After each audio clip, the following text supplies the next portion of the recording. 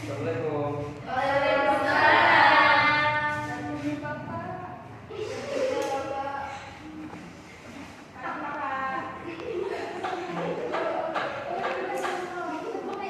Baik anak-anak semua, mari kita buka pembelajaran hari ini dengan membaca basmalah terlebih dahulu. Bismillahirrahmanirrahim.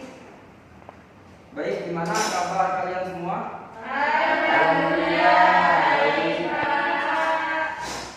Baik ya semuanya ya. Baik. Kelihatannya ini banyak yang tidak masuk. Kalau Iya. Bapak lihat. Banyak, Pak. Baik, saya absen dulu satu-satu ya. Iya. Nelam Sari, Iya, Pak. Resi Darmawan, Maju Pak. Lupa, Pak. tidak ada keterangan. Tidak. Nadia Ramainda, Tidak ada. tidak ada juga. Devi Indriani, Tidak ada. Tegar Yunanda, Tidak ada. Sabiansa, Tidak ada. Bita Natalia, Hadir. Erianti, Hadir. Riani, Hadir. Bulandia Susantina, Hadir. Dea Alwia, Apa? Tidak ada keterangan. Dwi Nita, Hadir. Marisa, Hadir. Irfan Ghazali. Hadir Pak. Baik, sudah Bapak absen. Nah, pembahasan kita pada hari ini mengenai sejarah kebudayaan Islam. Kita akan membahas mengenai sejarah Daulah Abbasiyah dalam membangun peradaban Islam. Baik teman-teman, ada yang menyimpan spidol? Ada, Pak. Boleh Bapak minjam dulu. Boleh, Pak.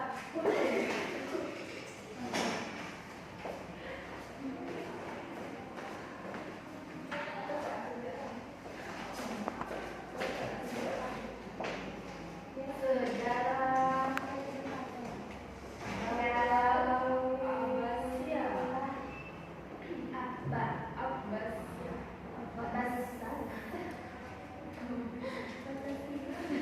Nah, sejarah Daulah Abbasiyah. Nah, sejarah Daulah Abbasiyah ini merupakan kelanjutan dari materi pada hari ini, yaitu dinasti Umayyah.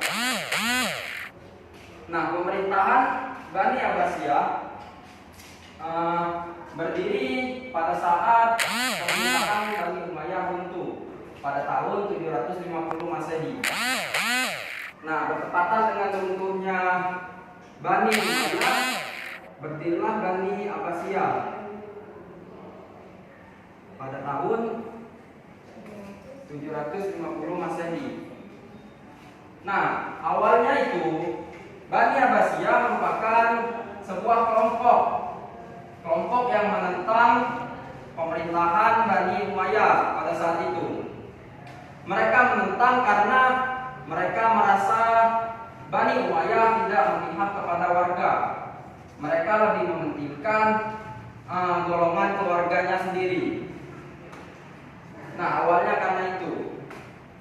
Bani Abbasiyah juga merupakan masih keturunan dari Nabi Muhammad SAW, masih punya hubungan darah dari pamannya Nabi Muhammad yang bernama Abbas bin Abdul Muthalib.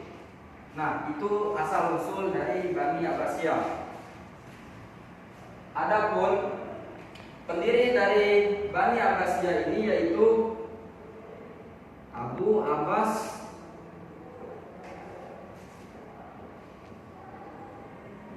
As-Safa. Nah, Abu Abbas As-Safa merupakan pendiri Bani Abbasiyah sekaligus yang menjadi khalifah pertamanya. Bani Abbasiyah memerintah umat Islam selama 5 abad dari tahun 750 Masehi sampai 1258 Masehi. Nah, kurang lebih 5,5 abad Bani Abbasiyah memerintah umat Muslim. Nah, Bani Abbasiyah selama memerintah memiliki 37 khalifah.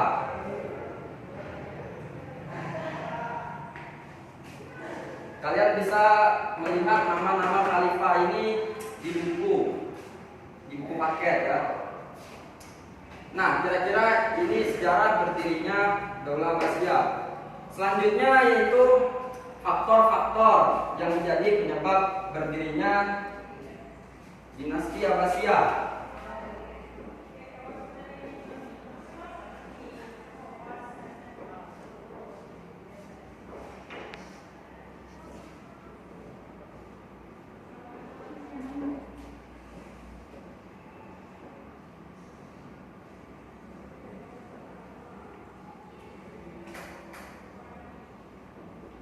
Ada beberapa faktor yang menjadi penyebab utama bisa berdirinya dinasti Abbasiyah. Yang pertama itu adanya permasalahan internal.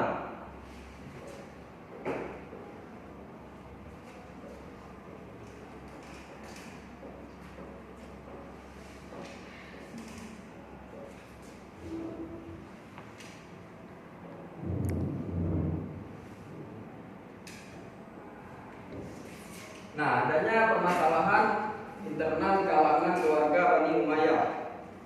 Nah, pada saat pemerintahan Bani Umayyah banyak mengalami permasalahan internal di dalam keluarganya. Misalnya seperti pengangkatan lebih dari satu putra mahkota. Nah, putra mahkota itu merupakan sosok yang disiapkan oleh Khalifah Umayyah untuk menggantikan Khalifah menjabat nantinya. Mereka disiapkan untuk menjadi pemimpin. Nah, apabila ada lebih dari satu putra mahkota yang disiapkan untuk menjadi pemimpin, maka itu akan menimbulkan rasa iri terhadap putra mahkota yang lainnya. Misalnya,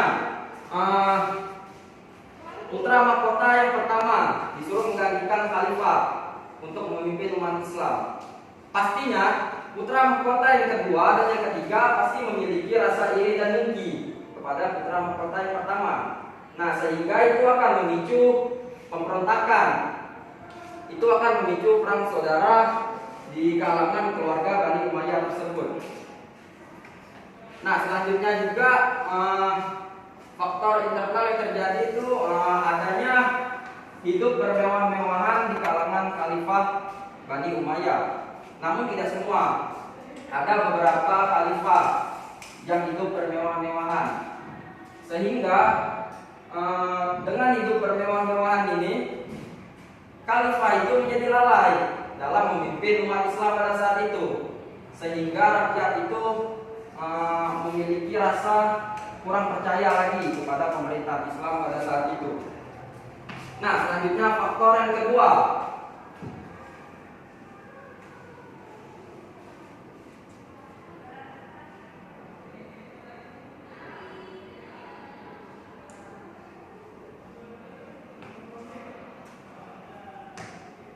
Nah, faktor yang kedua itu adanya pemberontakan pada masa Daulah Umayyah.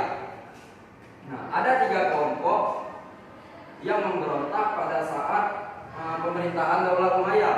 Yang pertama itu ada kelompok Mawali,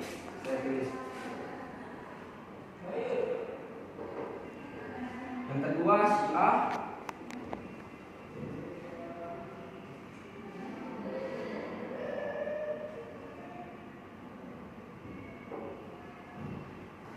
ketiga ada Khawarij. Nah, ketiga kelompok ini melakukan pemberontakan pada masa pemerintah Bani Umayyah. Nah, sudah ada yang pernah dengar dengan nama-nama kelompok ini sebelumnya? Sudah. Ya, Bapak jelaskan sekali lagi ya, biar lebih mengerti. Nah, kelompok Mawali ini merupakan suatu kelompok yang mereka itu bukan berasal dari orang-orang Arab. Jadi mereka pada saat pemerintahan Bani Umayyah ini mereka merasa seperti dianggap nomor 2 oleh pemerintah Bani Umayyah. Nah, mereka merasa dikucilkan karena mereka bukan asli orang Arab. Nah, itu sebabnya mereka memberontak kepada pemerintahan Islam pada saat itu. Nah, selanjutnya itu yang kedua, kelompok Syiah. Syiah merupakan pengikut dari Ali bin Abi Thalib, yang pada sejarahnya memang Ali bin Abi Thalib itu mempunyai perseteruan dengan Khalifah Bani Umayyah. Nah, Syiah memberontak karena ingin membalaskan dendam. Syiah menganggap Bani Umayyah sudah merebut pemerintahan Islam dari pemerintahan Ali bin Abi Thalib. Mereka juga ingin membalaskan dendamnya terkait kematian Husain bin Ali pada perang Karbala. Nah, selanjutnya kelompok yang ketiga, Khawarij. Khawarij ini juga memang sudah ada pada zaman Ali bin Abi Thalib berseteru dengan Muawiyah. Mereka sebagai kelompok penengah. Mereka tidak berpihak kepada Ali dan mereka tidak berpihak kepada Muawiyah bin Abi Sufyan. Terus faktor yang ketiga,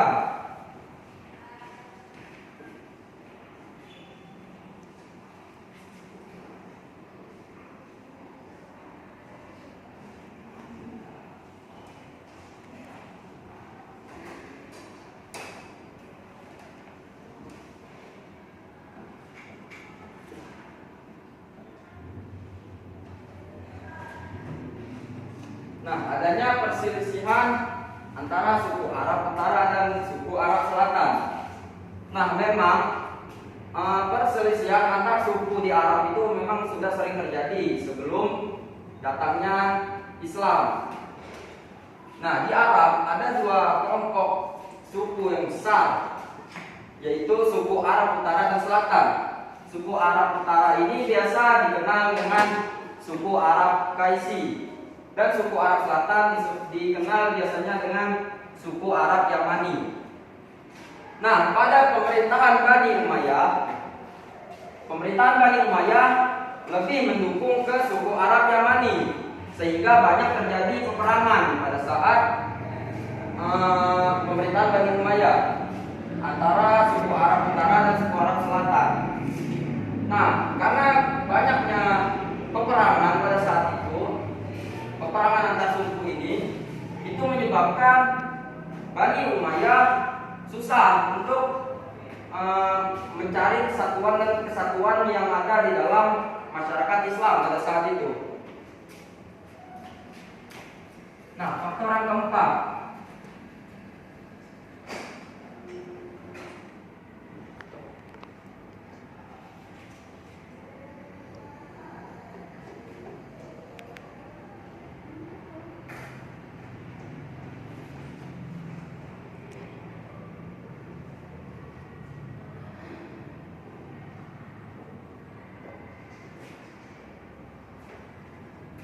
meninggalnya Khalifah Marwan bin Muhammad yang merupakan khalifah terakhir pada zaman dinasti Umayyah.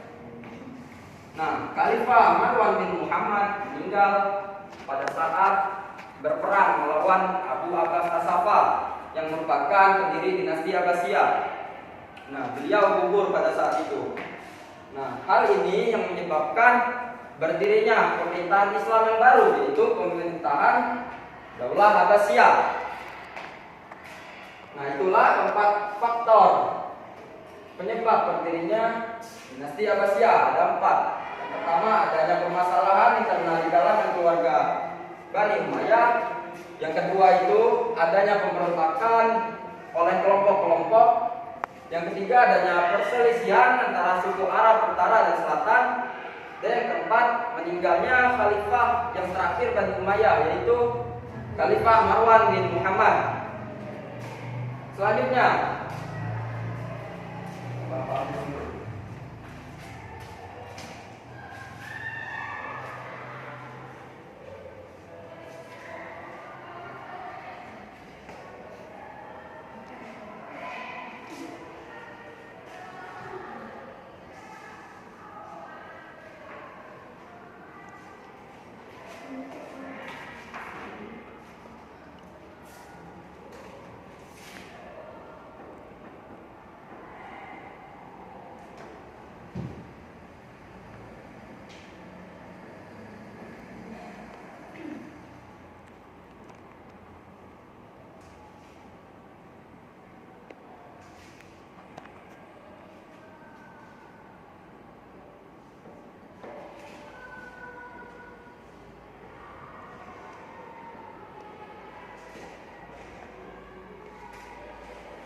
Nah, Khalifah Bani Abbasiyah yang banyak dikenal pada saat ini itu ada 3. Yang pertama itu Khalifah Abu Ja'far Al-Mansur.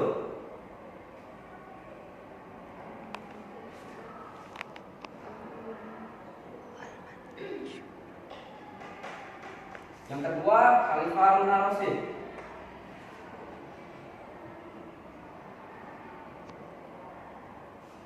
Yang ketiga Khalifah Al-Ma'mun.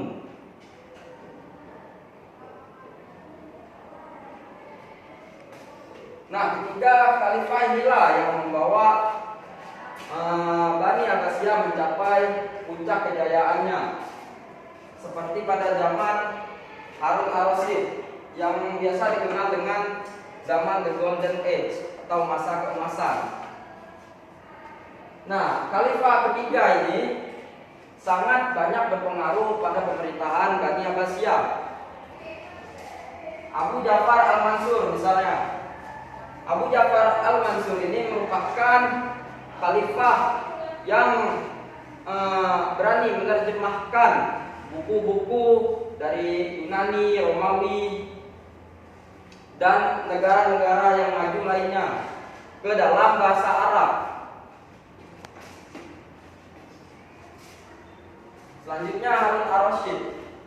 Nah, pada zaman Khalifah Harun Ar-Rasyid ini banyak melahirkan tokoh-tokoh Islam pada saat itu. Misalnya seperti penyair yang sangat terkenal pada saat ini masih dikenal namanya, misalnya seperti Abu Nawas. Ada yang pernah dengar Abu Nawas? Pernah. Nah, itu hidup pada zaman Khalifah Harun Ar-Rasyid. Harun Ar-Rasyid ini juga yang membuat salah satu pusat peradaban keilmuan Islam pada saat itu, yaitu Baitul Hikmah yang menjadi pusat peradaban keilmuan pada saat itu di Baghdad. Selanjutnya Khalifah Al-Ma'mun.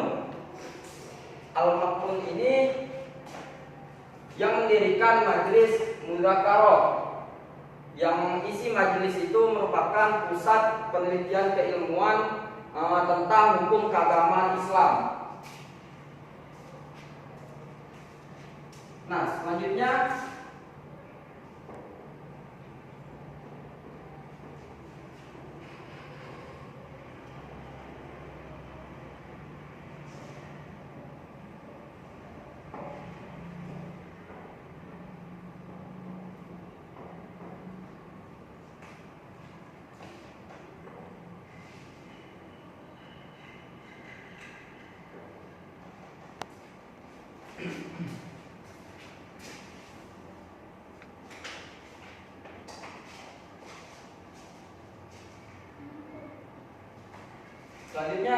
kemajuan pada zaman dinasti Abbasiyah. Yang pertama dalam bidang ilmu pengetahuan.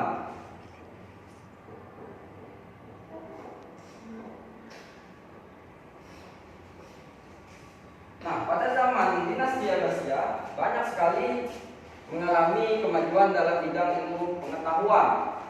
Misalnya banyak tokoh-tokoh Islam yang terkenal seperti Ibnu Sina. Beliau terkenal dalam bidang ilmu kedokteran. Beliaulah yang menemukan penyakit cacar pada saat itu.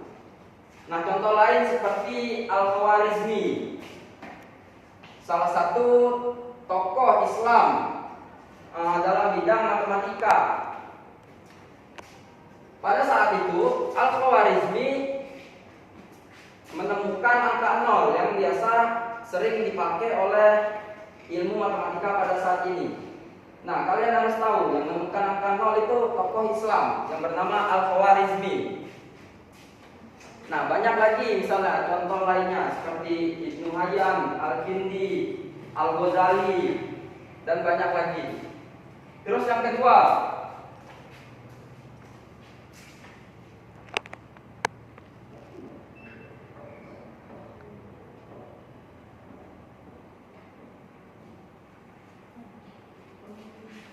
pemerintahan. Nah, dalam bidang pemerintahan sangat banyak kemajuan dalam pemerintahan Bani Abbasiyah. Misalnya dengan pengangkatan menteri-menteri, pemindahan ibu kota yang awalnya dari Damaskus yang menjadi pusat kota Daulah Bani Umayyah diganti oleh Bani Abbasiyah ke Baghdad. Mereka membangun peradaban baru di Baghdad pada saat itu. Nah, selanjutnya pada bidang politik.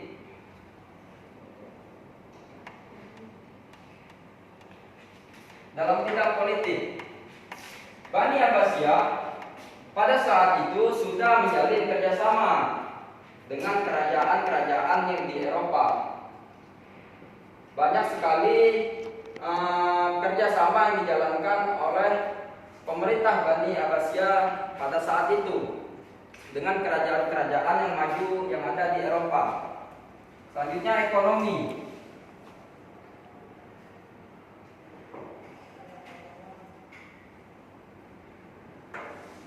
Ekonomi misalnya, dengan adanya kerjasama yang dilakukan oleh pemimpin Bani Abbasiyah pada saat itu, nah banyak sekali menguntungkan dalam hal ekonomi, misalnya dalam perdagangan. Nah, Basrah dan Suriah itu menjadi pelabuhan utama dalam sektor perdagangan.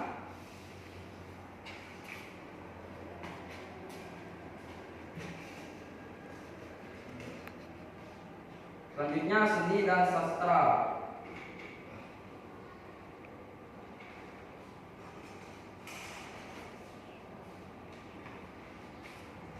Nah, pada bidang seni dan sastra, pada bidang seni sendiri, kalau menurut sejarah, Baghdad itu sangat indah arsitekturnya, karena pada zaman itu banyak pemerintahan Abbasiyah itu mendatangkan arsitek-arsitek dari luar, seperti dari India.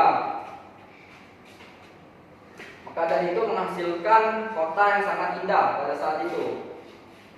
Nah, dari segi sastra, tadi saya sebutkan penyair yang terkenal Abu Nawas misalnya. Ada yang tahu nggak salah satu syair Abu Nawas itu?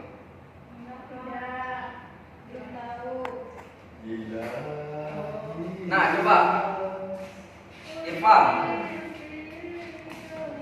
Coba Irfan maju ke depan. Tahu nggak salah satu syair dari Abu Nawas?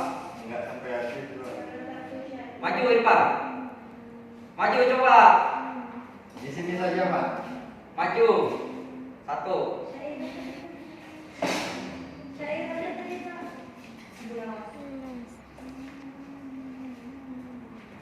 Coba bacakan syairan. Di apa namanya? Nyanyian. Iya. Kasih tahu teman-temannya.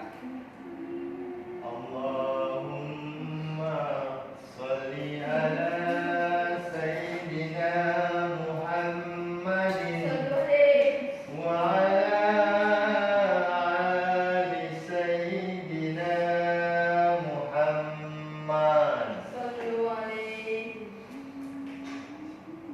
Ilahi la sulil firdausi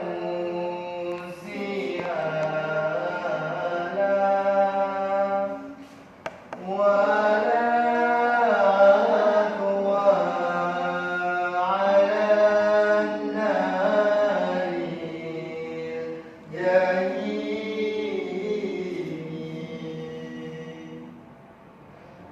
Itu saja, Pak. Taubatan wa fi dzunubi fa innaka ghafiruz zambi azim.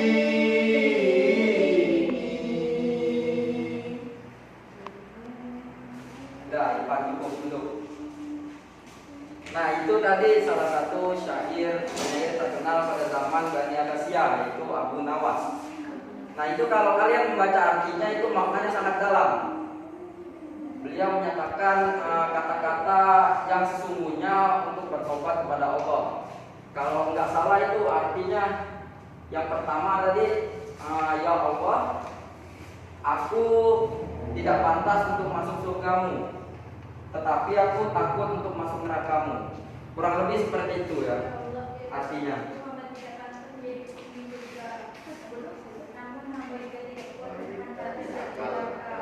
Nah, kurang lebih seperti itu artinya. Nah, selanjutnya keruntuhan Bani Abbasiyah. Nah, sebenarnya faktor utama keruntuhan Bani Abbasiyah itu adanya serangan tentara Mongol pada saat itu yang dipimpin oleh Bulagukan pada tahun 1258 Masehi. Nah, pada saat itu tentara Mongol menghancur-leburkan kota Baghdad. Semua buku-buku yang ada di perpustakaan pada saat itu dibakar semuanya oleh tentara Mongol. Tidak ada yang tersisa. Nah, mungkin itu ya pembahasan kita pada hari ini. Baik, anak-anak semua, apa ada yang ingin ditanyakan sebelum kita menutup pembelajaran hari ini?